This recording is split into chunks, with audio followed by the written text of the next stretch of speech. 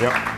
Chris, what are you doing, Chris? I'm taking your pulse. Now, okay. Look, we've had a few doctors on Great Day Washington, but our next guest is a doctor of success. That's right. As we notice big changes in office environments and a post-recession workforce, Dr. Shirley Davis has some ideas on how we can adapt for long-term success. Thanks for joining us. Oh, it's my pleasure. Good morning. Good morning. Now, great day in Washington. It is a great day, isn't it?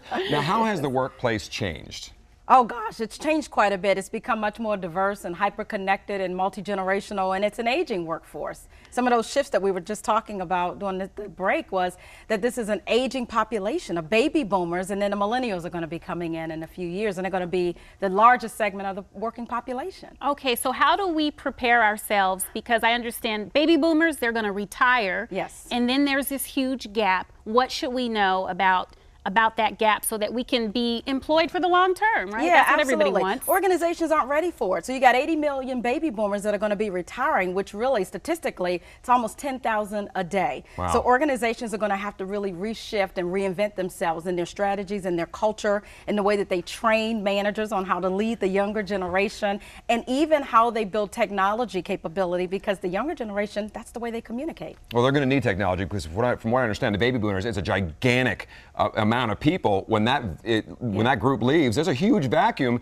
and there's not enough millennials to fill that hole, is there? Oh, it will be, absolutely. By Really? 2025, almost 75% of the workforce is going to be the millennials. Okay, so how do you train millennial bosses? Because there are some theories out there that millennials are the worst when it comes to managing, because they are always connected, they're always online. Yeah. But what do you do if you have a millennial boss, you have a family, you have a life outside of work, and they want you chained to your desk or your iPhone? That's a shift, and that's actually one of the most common calls that I get. I travel around the world, and CEOs are really grappling with, how do I manage this multi-generational workforce? And that same thing happens. The biggest one is technology. The second one is communication. How do I get them to communicate? So I'm teaching them how you're going to have to shift and make some mutual adaptations. So the older generation is going to have to learn how to say things in 140 characters. They're going to have to learn how to get online, not to have long meetings all day and back to back to back, and learn how to do micro-mining is what I say, you know. Micro-mining for information. Right. Absolutely, Okay, absolutely. interesting. That's essentially, it's not hard to do, but there's just no interest. I mean, with the older people, it's like,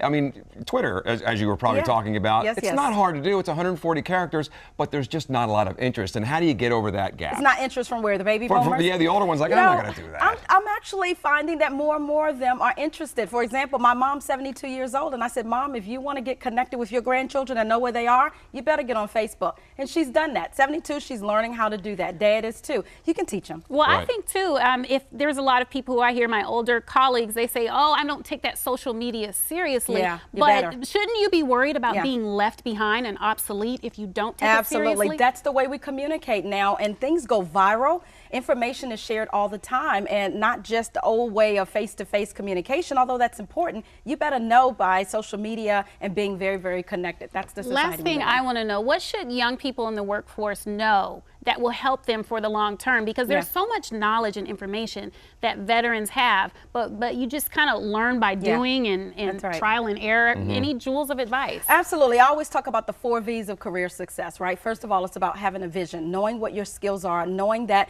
you've got great talents and that you need to tap into all of them, but you also got to develop and invest in yourself. The second V is about visibility. So you got to connect with people, build relationships, because that's the way you broaden your network. That's the way you get jobs now. The third one is that you got to be vocal. State your value, is be able to speak up for yourself and be able to tell people when you see them who I am, what I do, and why should you care. And then the last one is value.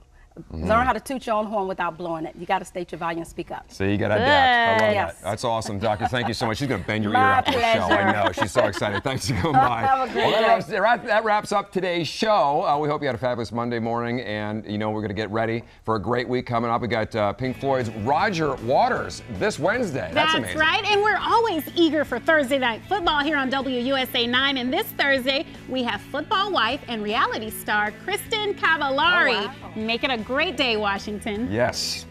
Now, how can you help me get higher?